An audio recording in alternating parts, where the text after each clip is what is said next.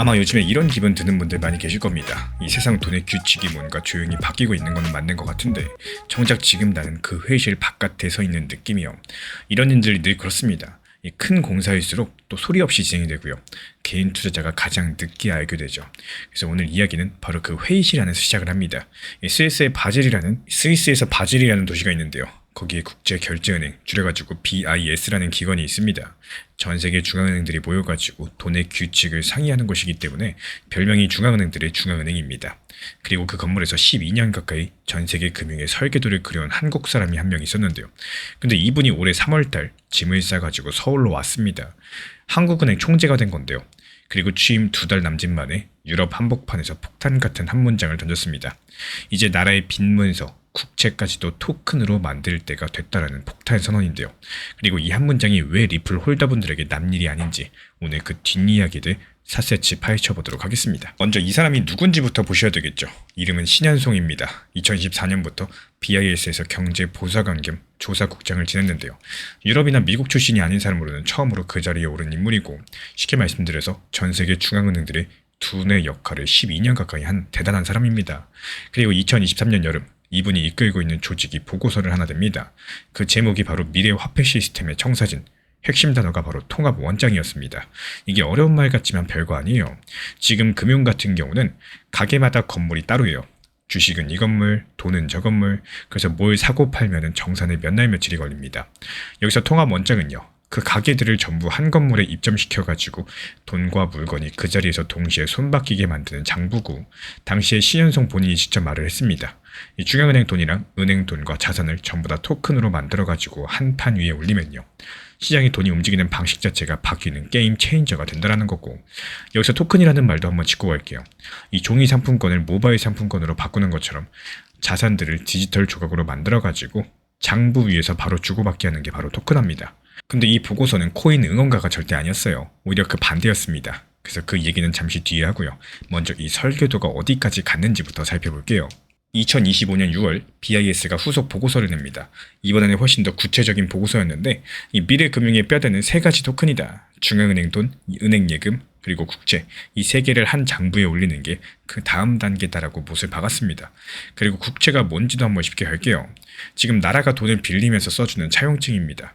세상에서 가장 안전한 차용증이라서 금융권에서 담보로서 가장 많이 쓰이는 물건이죠. 그리고 그 차용증까지도 토큰으로 만들자라고 하는 게 설계도의 완성형이었던 겁니다. 그리고 9달 뒤에 무슨 일이 벌어졌느냐? 이재명 대통령 측에서 이 설계도의 원저자를 한국은행 총재로 지명을 합니다. 실제로 지난 4월 달에 제28대 한국은행 총재로 취임을 했어요. 그럼 여기서 궁금해지죠. 세계 설계도를 그리는 사람이 왜 하필 지금 한국에 왔을까요? 그 답이 바로 이번 주에 나왔다는 겁니다. 그리고 포르투갈의 신트라, 유럽중앙은행이 여는 큰 포럼 모드에서 신총재가 논문을 직접 발표했고, 그리고 이 논문은 한국은행이 합류하기 전부터 준비하던 주제였고요. 현직 하는 총재가 논문을 직접 써가지고 국제무대에서 발표한 것 자체가 정말 이례적인 일입니다. 근데 여기서 제목이 정말 의미심장하죠. 통합원장의 실제 구현, 프로젝트 한강의 교훈. 이게 BIS 시절에는 청사진이었는데 이번엔 실제 구현입니다. 도면이 공사로 바뀐 거예요. 그리고 그 공사가 바로 프로젝트 한강입니다. 작년 당시 한국은행이 시중은행 7곳과 함께 은행 예금을 그대로 토큰으로 만들어가지고 실제 거래까지 해본 실험이고요. 일반인 10만 명이 편의점 같은 곳에서 진짜 결제를 실제로 해봤습니다. 그리고 하는 담당 실장 설명으로는 전 세계 중앙은행 가운데 통합 원장으로 실거래까지 가본 곳은 우리나라 한국은행이 처음이라는 겁니다. 여기서 신 총재 측에서는요, 한국이 유럽보다 2년 앞서 있다라고까지도 말을 했습니다. 지금 유럽중앙은행 같은 경우는요, 다가오는 2028년의 목표로 이제 밑그림을 그리는 단계이기 때문에, 그리고 올해 하반기에 2단계가 시작이 돼요. 참여은행이 9곳으로 늘어났고요.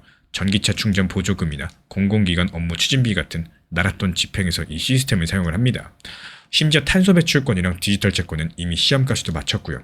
그래서 여기까지는 전부 다 한국은행이 공식적으로 밝힌 내용들이고, 이 발표의 하이라이트가 바로 그 문장이었습니다. 여기서 신총재는 앞으로 2가지를 더 하자라고 제안을 했어요. 먼저 첫 번째로 돈과 예금을 넘어가지고 국채 같은 자산까지 토큰화하자. 국채가 이 장부 안에서 발행되고 유통되면은 돈 내는 것과 주인 바뀌는 게 동시에 끝날 거고, 담보 관리까지도 자동으로 굴러간다는 겁니다. 그리고 두 번째로 프로젝트 아고라랑 연결을 하자.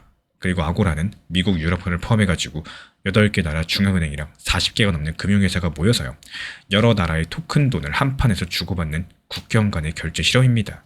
이 토론에서 한 발 더 나아갔어요. 이 판에서 가장 큰 상은 국채 토큰화라고 표현을 했거든요. 그럼 여기서 우리 구독자분들 머릿속에 물음표가 뜰 겁니다. 아니 이거 대단한 건 알겠는데 그래서 이게 리플이랑 도대체 무슨 상관이냐. 여기서 잠깐 브레이크를 밟겠습니다. 이 지점에서 희망 회로부터 돌리면 안 되기 때문에 불편해도 짚고 넘어갈 게 있어요. 먼저 첫 번째, 신용성 총재는 코인 응원단이 아닙니다. 이번 발표에서도 민간 스테이블 코인, 그러니까 민간 회사가 나라 돈의 가치를 묶어 만든 코인에 대해서는 구조적인 한계가 있다라면서 부정적인 입장을 다시 확인을 했어요. 지난 2023년 당시 그 청사진 보고서는 아예 크립토는 결함이 있기 때문에 미래화폐의 자격이 없다라고 딱 잘라 말을 했습니다. 그리고 두 번째, 한국은행의 통합 원장은 아무나 들어가지 못하는 폐쇄형 장부입니다. 거기에 XRP가 쓰일 자리요. 지금 기준으로는 현재 존재하지 않습니다. 여기까지가 정직한 현실이에요. 근데 바로 그렇기 때문에 열려있는 문이 두 개가 있습니다. 먼저 첫 번째, 이 신총재 본인이 숙제로 지목한 나라와 나라 간의 연결인데요. 나라마다 자기 장부를 지으면은 그 장부들 사이를 잇는 다리는 여전히 빈자리로 남게 되겠죠. 그리고 또 한 가지, 방금 그 가장 큰 상이라는 국채 토큰인데요. 이게 미래형이 아니라는 겁니다. 이미 팔리고 있는 매장이 있고요. 지금부터 그 매장을 숫자로 보여드리겠습니다. 지금 나오는 숫자들은 데이터 집계 업체 기준이고요. 환율 계산하는 원화 수치입니다. 그리고 현재 전 세계에서 토큰으로 만들어진 실물 자산 시장이 48조 원 규모입니다. 그 중에 절반 가까운 22조 원이 미국 국채 토큰이기 때문에 이 중앙은행 총재들이 이제 가자라고 선언한 방향으로서 시장은 벌써 절반쯤 가 있다는 뜻이겠죠. 그러면 그 국채 토큰이 어느 장부 위에서 크고 있느냐? 여기서 리플이 등장을 합니다. 리플 진영의 공개 장부인 리플 레저 위의 미국 국채 토큰은요. 1년 전까지만 해도 75억 원 수준이었습니다. 그게 올해 1월달 약 2,300억 원이 됐고요. 1년 만에 30배가 증가한 거죠. 그리고 4월달에는 한때 8천억대까지도 불어났습니다. 근데 여기서 더 중요한 건요. 작년 한 해 동안 이 국채 토큰들이 오간 금액이 약 1,050억이었는데 올해 같은 경우는 1월부터 4월까지 넉 달 만에 5,300억 원이 오고 갔습니다. 무려 5배 증가한 거죠. 장부에 찍어놓고 방치하는 게 아니라 기관들이 실제로 이 레일을 쓰기 시작했다는 신호라는 거. 그럼 그 매대 위에는 어떤 상품들이 놓여 있을까요? 여기서 이름값이 상당합니다. 세계 최대 자산운용사 블랙록의 국채 토큰이 뒷받침하는 온도라는 회사의 국채 상품이 작년 리플 레저에 올라왔는데요. 입금과 출금을 리플이 만든 스테이블 코인 RLUSD로 진행을 합니다. 미국의 대형 금융그룹 구겐하임 계열의 단기 채권 상품도 같은 장부에서 발행이 됐고요. 그리고 올해 봄에는 JP모건 체이스, 마스터카드, 리플이 함께 국채 토큰을 은행 시스템과 블록체인사에서 옮기는 시범 거래까지도 완료했습니다. 그리고 바로 이번 달이죠. 리플의 기관 거래 부문이 골드만삭스, JP모건과 나란히 미국 증권 결제를 도맡는 기관 DTCC의 토큰화 작업반에 들어가 있는데 7월달에 실거래 시험이 예정돼 있어요. 그리고 하나만 더 얹어보자면요. 리플은 부탄, 팔라우, 몬테네그로, 콜롬비아, 홍콩, 그리고 조지아까지도 6곳의 중앙은행과 디지털 화폐 시험까지도 해본 회사입니다. 여기서 IMF 문서에서는요. 이 부탄의 디지털 화폐가 리플 레저 기술을 쓴다고 확인이 돼 있고요. 이런 그림들을 보면은 중앙은행들이 이제서야 공식 선언한 미래를 이 진영은 3년 전부터 부품별로 조립해왔다는 것들을 알 수가 있습니다. 우연이라고 하기에는 방향성이 너무나도 정확하죠. 그리고 여기서부터가 핵심인데 수만 번 고르고 가장 중요한 데이터를 살펴봐야겠습니다. 올해 1분기 리플 레저 위의 토큰 자산 가치는 124% 증가했고요. 같은 기간 XRP 가격은 27% 빠졌습니다. 말 그대로 인프라는 성장을 했는데 가격은 오히려 반대로 하락을 했다는 거예요. 이유가 뭘까요? 이 장부에 이름만 올려둔 명목 자산은 약 6조 원 정도인데요. 실제 투자자들이 장부 위에서 들고 있는 거는 5,800억 원 수준입니다. 그러니까 국채 토큰화 뉴스가 떴으니까 내일 급등이다. 이런 공식은 성립하지 않는다라는 거고, 그래서 여기서는 이 수혜가 두 단계로 옵니다. 먼저 첫 번째, 돈보다 신뢰가 먼저 움직이는 구간이겠죠. 이 세계 설계도의 원저자가 총재가 돼가지고 국채 토큰화를 공식화했고, 그 국채 토큰이 자라는 대표 장부 중에 하나가 리플 레저라는 사실. 이 서사가 기관 자금의 명분이 될 겁니다. 실제로 작년 11월 나온 XRP 현물 ETF, 그러니까 주식시장에서 사고 팔 수 있게 만든 상품에는 지금까지 2조 원 넘는 돈이 들어왔고요. 규제권 자금은 이미 이 경로로서 움직여주고 있다는 거예요. 그리고 2단계로서 토큰들이 장부 위에서 기록을 넘어서 거래되기 시작하는 순간이겠죠. 지금 리플 레저에는 자체 거래소 기능이 있고요.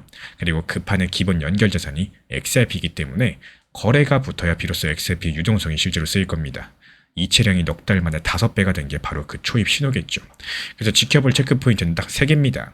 이번 달 DTCC 실거래 결과, 그리고 하반기 프로젝트 한강 2단계랑 아고라 연계 논의, 그리고 리플 ledger 위에 국채 토큰의 이체량 추이까지 이 세 개의 불이 들어오는 속도가 이번 시나리오의 속도가 될 겁니다. 결국에 세계금융의 설계도를 12년 그린 사람이 한국은행 총재가 돼서 국채까지도 토큰으로 만드는 다음 단계를 세계 앞에서 공식 선언했죠. 그리고 그 국채 토큰은 이미 리플 진영의 장부 위에서 1년에 30배씩 크면서요. 실제 거래가 붙기 시작했다는 사실입니다. 다만 여기서 수혜는 급등이 아니라 신뢰랑 자금이 먼저 들어오고 그 다음에 거래량 수요가 뒤따르는 두 단계로 온다는 게 오늘의 결론이에요. 근데 여기서 이상한 점은요.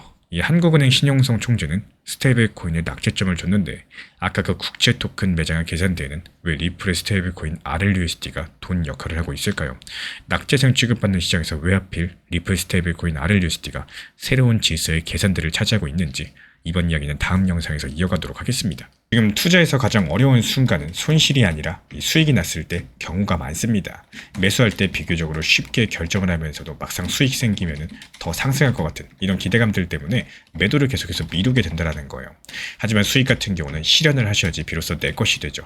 조금 더 욕심내다가 다시 한번 원점으로 돌아오는 경험들, 이걸 반복하기보다는요.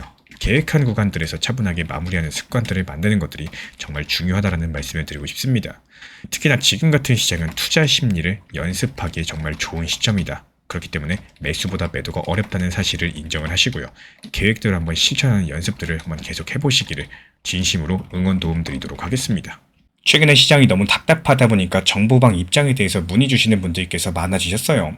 먼저 제일 중요하지만요. 제가 안내드리는 모든 정보방은 업비트, 빗썸, 현물 매매로서만 안내 도움 드리고 있습니다. 지금 화면에 보이시는 번호나 혹은 댓글 링크에 있는 신청란을 통해서 신청 주시면은 안내를 도움 드리고 있고요. 이 세 가지 방 중에 필요로 하신 방을 체크해서 신청 주시면은 필요로 하신 방에 맞춰가지고 입장 안내 드리고 있습니다. 먼저 리플 전용방 같은 경우에 리플에 대한 중요 이슈, 그리고 리플에 대한 단기 저점과 단기 고점, 중장기적으로 보는 중요 타점 같은 핵심 내용에 대해서 안내드리고 있기 때문에 영상 시청해주시는 우리 구독자분들께서 리플이라는 코인이 장기적으로 좋다라는 건 알고는 있지만 현재 같은 시장에서는 많은 답답함을 느끼시는 분들께서 정말로 많이 계실 거라고 생각을 합니다. 이 적당한 일부 비중은 단기 고점과 저점을 살려서 효율적인 대응을 만들어 가시고 또 오히려 중장기적으로 더 잘 가져가기 위한 효율적인 매매하시는 것들을 추천드려요. 그리고 두 번째로 종합 브리핑방입니다. 장기적으로 보기에 좋은 코인들과 현재 시장 흐름에 대한 중요 시장 이슈들, 브리핑 내용이나 리플에 대한 방향성, 락업 해제 일정과 여기에 따른 움직임들에 대해서 안내드리는 종합적인 방이다. 이렇게 생각해 주시면 되겠습니다. 그리고 마지막으로 단기 종합방 같은 경우는 말 그대로 단기 종목들에 대한 타점을 안내드리고 있는 방입니다. 이 단기 종목은 말 그대로 단기 종목답게 접근을 하셔야 되는데 욕심으로 인해서 타점을 너무 높게 잡아가지고 수익 실현을 못하거나 아니면 눈치 보기 매매를 하다가 이렇게 수익 실현의 기회를 놓치셨던 기억이 있으신 분들 지금 시장에서 정말 많은 상황인데요. 항상 비중 조절이 중요하고요. 매수와 동시에 목표 타점을 걸어 놓으면서 현실적으로 봤을 때 내 것으로 만들어서 마침표까지 잘 찍는 게 단기 매매의 핵심이다 생각을 해요. 단 여기서 중요한 거, 아무리 내가 좋아하고 시기가 좋고 스스로 괜찮다고 판단하셔도 몰빵 매매는 정말 위험하기 때문에 매번 말씀드리는 비중 조절 원칙 매매로 접근하시는 게 가장 중요합니다. 끝으로 항상 말씀드리고 있지만요. 저는 업비트, 빗썸, 현물 매매에 대해서만 안내를 도움드리고 있기 때문에 절대로 해외고래소, 선물 매매에 대한 고위험 리스크 매매에 대해서는 언급조차 드리지 않고 있습니다. 무조건적으로 업비트, 빗썸, 이렇게 현물 매매로 필요하신 분들께서만 입장 신청 주시면은 안내 도움 드리도록 하겠습니다. 이 빠르게 가는 것보다 중요한 건요. 꾸준하고 길게 가는 게 더 중요한 투자 시장이다. 이렇게 생각을 해요. 건강한 비중 조절 원칙 매매 활용하시기를 늘 응원 드리겠습니다. 이 리플 XRP의 매수 매도 타점은 순간의 판단이 전부예요. 그래서 우리 신사 채널에서는 시장의 숨결 하나하나까지 놓치지 않고자 모든 흐름들 실시간으로 모니터링 중에 있습니다. 이 단기 반등 구간이 열리는 순간 그 찰나의 기회 타점을 우리 구독자분들께 바로바로 전달드리기 위해서인데요. 우리 신사 채널을 이미 구독해주신 분들 중에서 실시간 커뮤니티방 참여를 원하신다면 지금 보이시는 번호로 문자 남겨주시면 되겠습니다. 이 혼자서 불안하게 바라보는 시장이 아니라요. 함께 흐름을 읽고 움직이는 경험들을 선사해 드리도록 하겠습니다.